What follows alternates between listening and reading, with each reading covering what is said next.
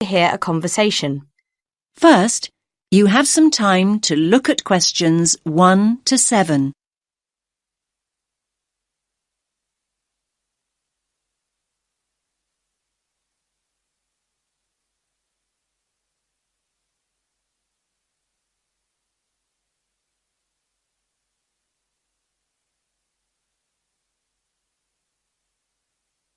Listen carefully to the first part of the conversation and answer questions 1 to 7.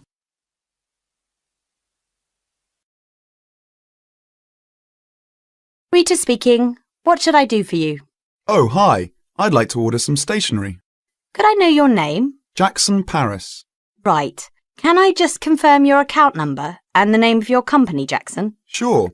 The number is 692411. 692411. Right. And you're from Rainbow Computer? No, the company is Rainbow Communications. Oh, OK. I'll just fix that on the system. Communications. And what would you like to order, Jackson? Envelopes. We need a box of A4, that is, normal size envelopes. White, yellow or manila? We'll have the plain white, please, but the ones with the little windows. OK, one box. A4, white. Just one box, was it? On second thoughts, make those 2 boxes. We go through heaps of envelopes. As a matter of interest, are they made from recycled paper? No, you can't get white recycled paper. The recycled ones are grey, and they're more expensive, actually. Right, we'll stick to white then. Something else, Jackson? Yes, we need some coloured photocopy paper. What colours do you have? We've got purple, light blue, blue, light green, whatever you want pretty much. There are 500 sheets on the pack. Let me see. We're going to need a lot of blue paper for our new price lists. So can you give us 10 packs, please? Make sure it's the light blue, though. 10 packs of the light blue. Anything else that we can help you with? Let me think. What else do we need? I'm sure there was something else. Pens, paper clips, fax paper, computer supplies, office furniture. Oh, yes. We need floppy disks. Do you have those nice coloured ones? Yes, but they're a bit more expensive than the black ones. That's all right. I'm not paying anyway. Right, floppy disks. What about diaries next year? We've got them in stock already, and it's a good idea to order early. No, I think we're all right for diaries, but something we do need is one of those big wall calendars. You know, one that shows the whole year at a glance. Do you stock those? We certainly do. OK, can you include a wall calendar then, with the other stuff? Just make sure it's got the whole year on the one side. Sure. Now you have some time to look at questions 8 to 10.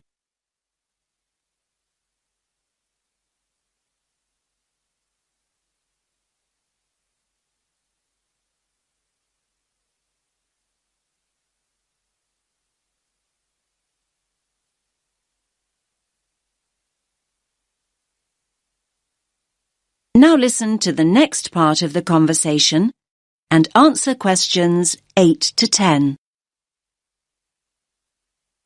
And do you have a copy of our new catalogue?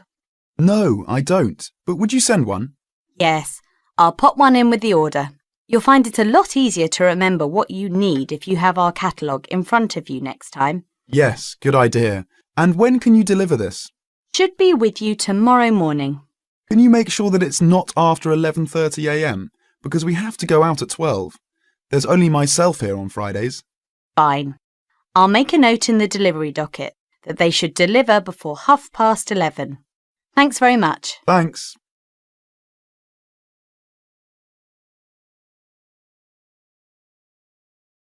That is the end of part 1. You now have half a minute to check your answers.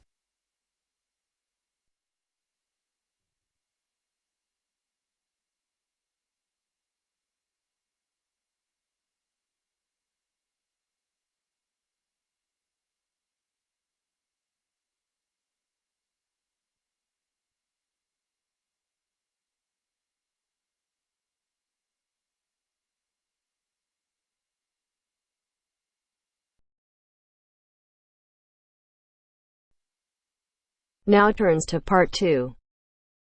Part 2. Listen to the conversation between two students, John and Carol.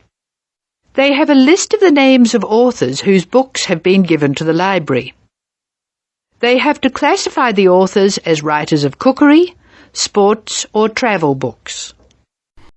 First, you have some time to look at questions 11 to 15.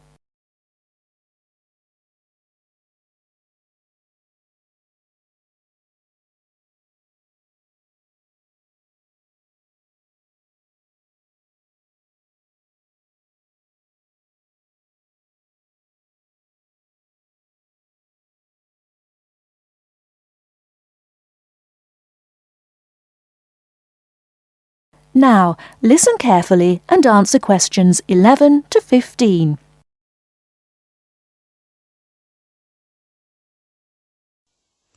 This is a great collection of books, isn't it? Very impressive. Who gave them to us? Apparently the donor was a book reviewer. There are a lot of books about sport. Here's one, My Life in Cricket.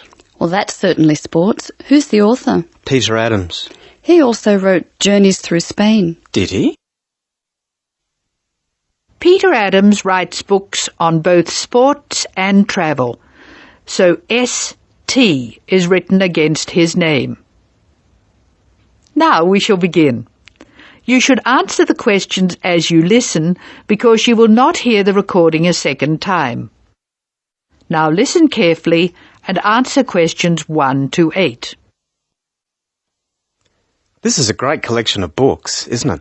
Very impressive. Who gave them to us? Apparently the donor was a book reviewer. There are a lot of books about sport. Here's one, My Life in Cricket. Well, that's certainly sports. Who's the author? Peter Adams. He also wrote Journeys Through Spain. Did he? Next one is Stephen Bow. He wrote Summer Barbecues, Cooking for Singles, Dinners by Candlelight. Anything else? No.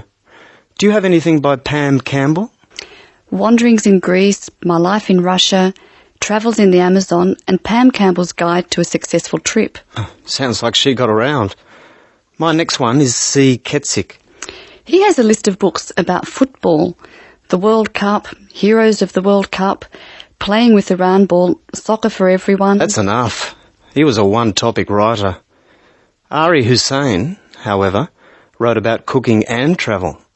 His series of cookbooks is called Living and Cooking in Spain, Living and Cooking in China, Living and Cooking in Brazil. He's been everywhere. I've got a specialist here, Sally Innes on tennis. Here are some of her titles. Improve Your Serve, Tennis for Everyone, Tennis Forever. Before you hear the rest of the talk, you have some time to look at questions 16 to 20.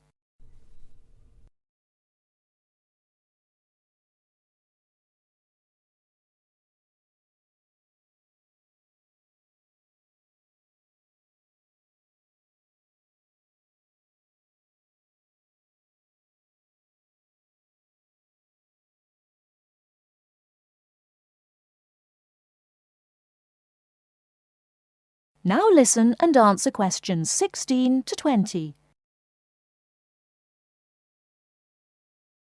Sally Innes on tennis. Here are some of her titles. Improve Your Serve, Tennis for Everyone, Tennis Forever. Meg Jorgensen has 3 books, one in each category. Cooking for Health, Sport is Good for You, and Travelling in Australia. A varied talent. Who's next? Bruno Murray. He wrote children's books, a whole series called A Child's Guide to, and then The Name of the City. Oh, you mean like A Child's Guide to London? Yes, that's right. He seems to have stayed in Europe. Ruby Lee, however, has just one book. It's called The Emerald Isle, and it's all about Ireland. Apparently she went around Ireland on foot. Jim Wells wouldn't like that. His books are all about motor racing. Nice photos of old racing cars. Don't you love the goggles on the driver? They do look strange, don't they? I think we're nearly finished. What did Helen Young write? Summer menus. Food for thought. She also did a book of Chinese recipes, Cantonese, I think. OK, that's dealt with the first box. Let's stop for a minute. That is the end of part 2. You now have half a minute to check your answers.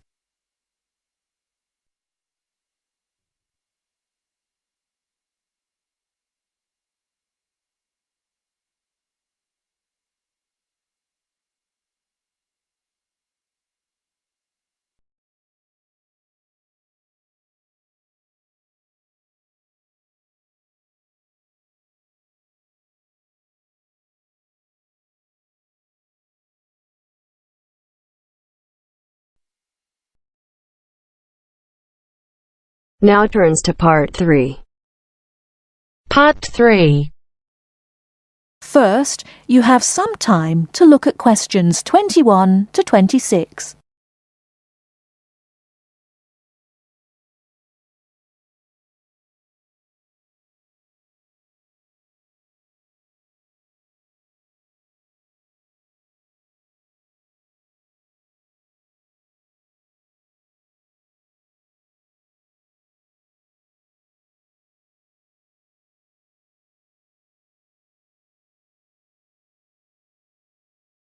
Now listen carefully and answer questions 21 to 26.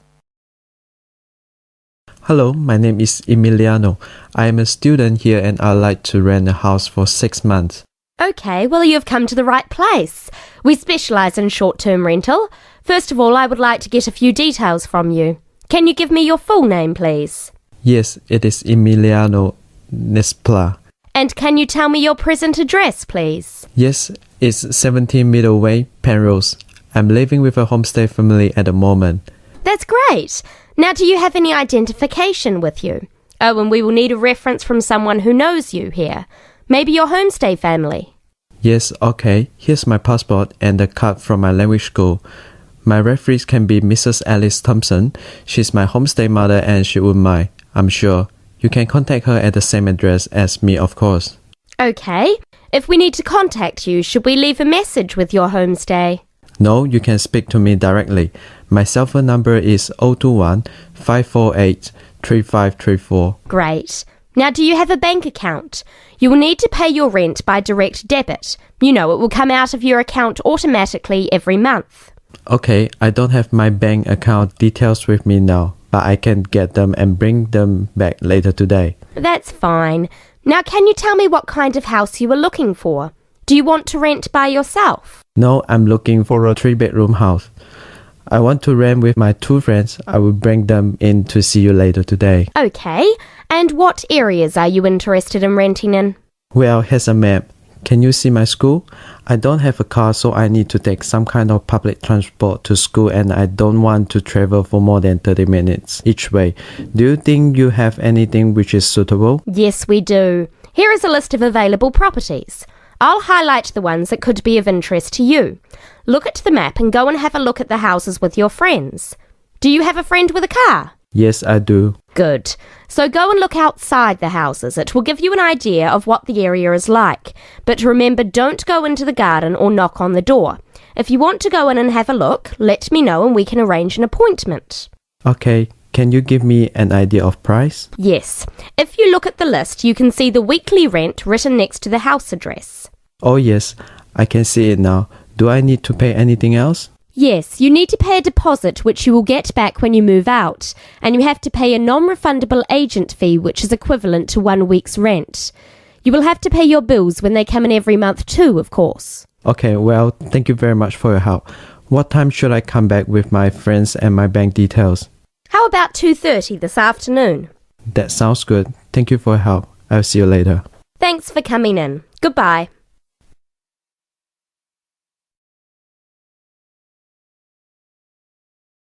Before you hear the rest of the talk, you have some time to look at questions 27 to 30.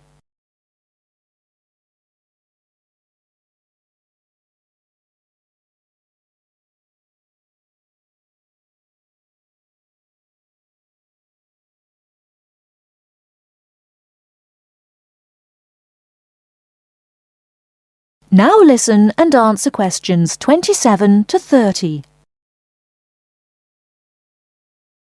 Hey, don't throw that can away. Why not? I finished with it. Yes, but you can recycle things like that. Oh, I haven't got time to recycle everything I throw away. That's a terrible attitude. Don't you care about... Hello, you two. Hi, John. What are you arguing about? Oh, Sam says he doesn't have time to recycle. What do you think? Well, I agree that it can be difficult sometimes. Do you always recycle everything then, Mary? Yes, I think everyone should. I mean, look at the state of the planet. If we don't all start making an effort now, it could be too late. Well, one of the reasons I don't recycle as often as I should is that I don't really know where to go. There are no recycling facilities near me. Well, I know I said I haven't got time, but actually there is a bottle bank near the supermarket just up the road. So I suppose there are limited local facilities.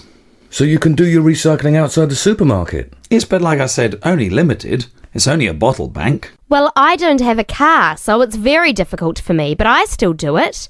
Sometimes a friend comes over and we take our recycling together, but not very often. So if your facilities are limited, then mine are very limited.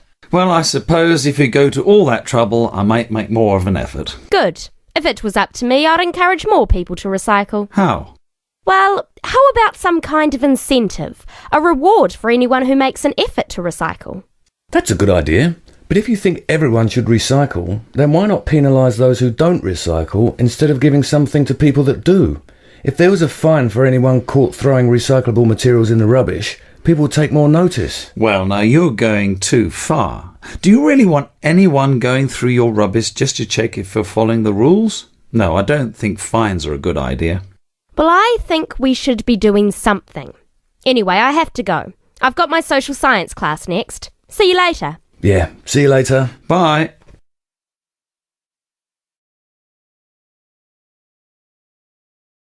That is the end of part 3. You now have half a minute to check your answers.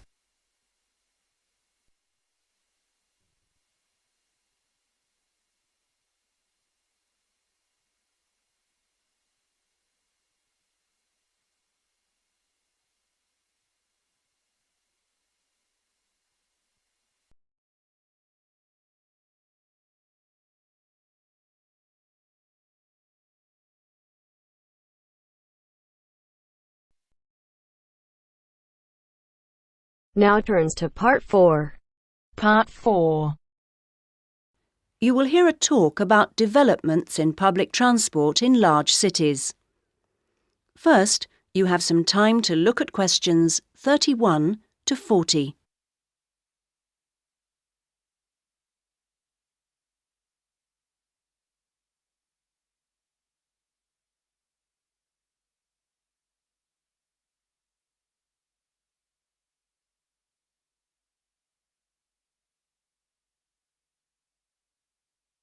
Now listen to the first part of the talk and answer questions 31 to 34.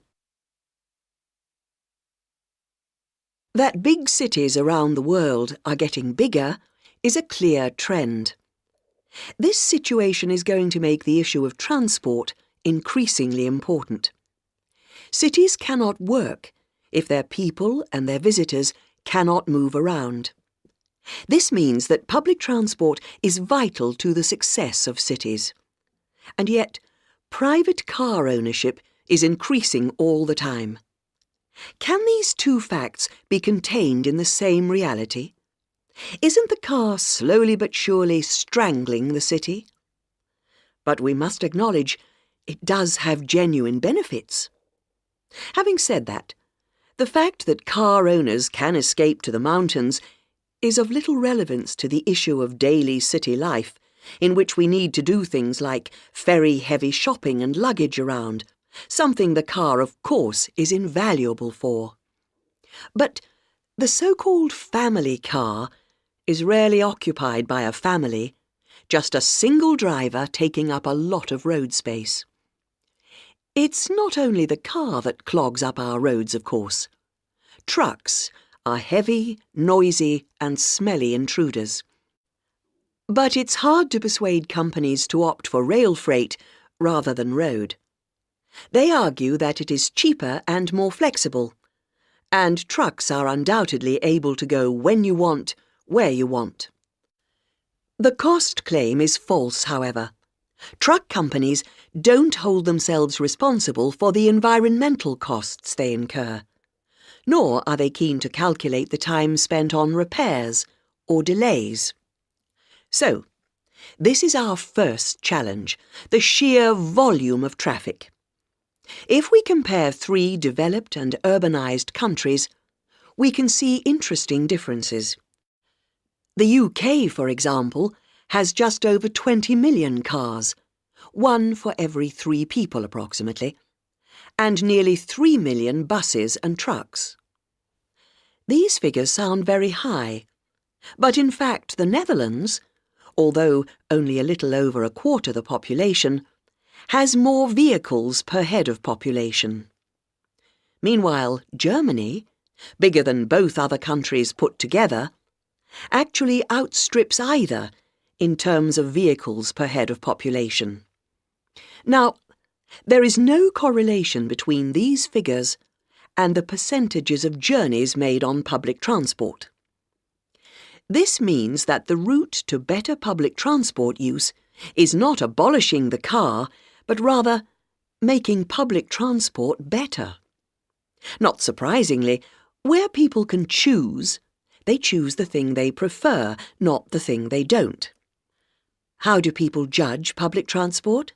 Well, a major survey was carried out this year, indicating that there are many aspects, from clean interiors of buses to the proximity of routes to homes and workplaces.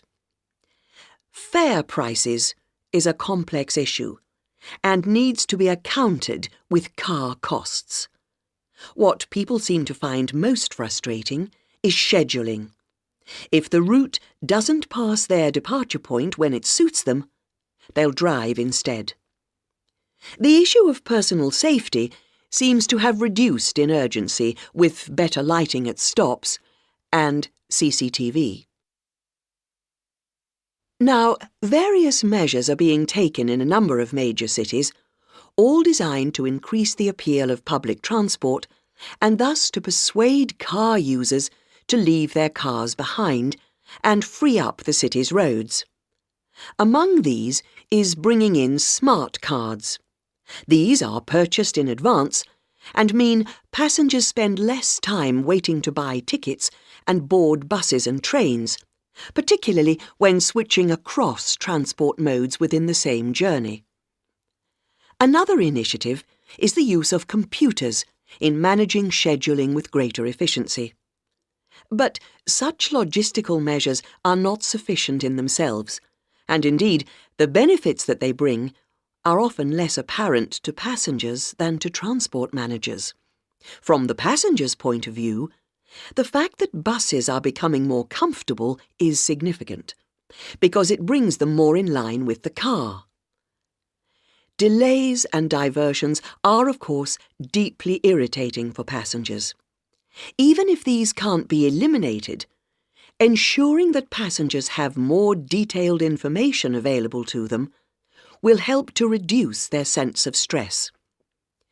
We often associate public transport with inner-city travel, but of direct benefit to passengers are systems such as taxi sharing and Dial a Bus, which provide more flexible options for suburban journeys. And finally, nothing really significant can happen without a shift in people's mindsets. The way we travel is an expression of our values about many things. Companies operating public transport are slowly but surely finding it possible to sell their services as a public-spirited alternative to the car, as awareness of environmental issues has increased radically in the last few years. Overall, then, this combination of steps and changes has a good chance of shifting the city out of the car and onto the bus and train. That is the end of part 4. You now have half a minute to check your answers.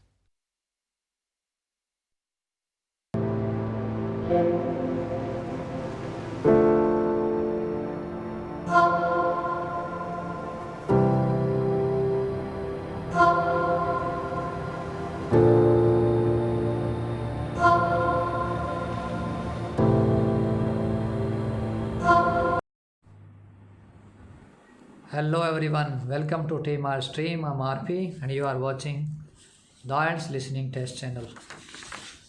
Now I'm gonna help you out writing task 1. School children trips to and from school. This is by car, on foot, by bicycle. Axis title. Okay, this is title. How they went. On foot and by bus and by bus. This is trips per year in million. Fine. And this is statement. The graph below shows the number of trips made by children in one country to travel to school in 1990 and 2010. If select the report and main feature and make comparison where relevant. So this is how I have written introduction. The rendered bar graph depicts information regarding excursion made by pupil aged between 5 and 12 via distinct modes of transportation. Because here by car, on foot, so we say it distinct mode of transportation in a country in the year 1990 and after a gap of a decade. Fine. Overall, the highest number of trips were made by children through walking. Here you can see on foot. Here you can see by walking mean on foot.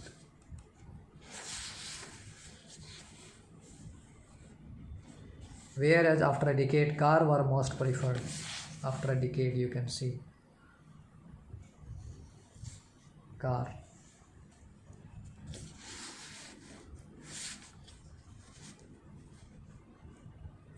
Okay. Overall, the highest number of trips were made by children through walking. Fine. Whereas after a decade, cars were most preferred. However, cycling was the least preferred transportation for excursion in the final decade. Main body paragraph 1.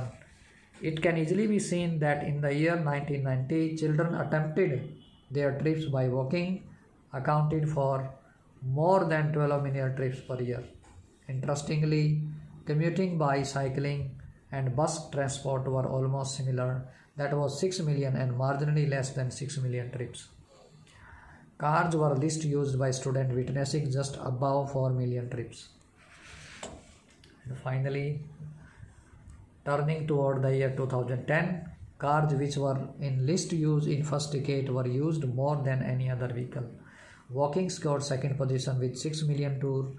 Furthermore, 2 million, around 3 million and under 6 million excursions were attempted respectively by cycling, walking and bus. So this is how you can write very effective task 1. This is the end of my video. Don't forget to subscribe my channel. Please like, comment and don't forget to press the bell icon so that you can get notification of every new video. Bye bye.